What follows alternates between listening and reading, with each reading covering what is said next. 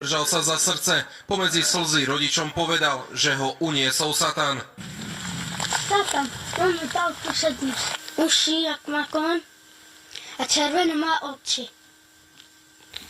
A mal taký veľký nos, taký.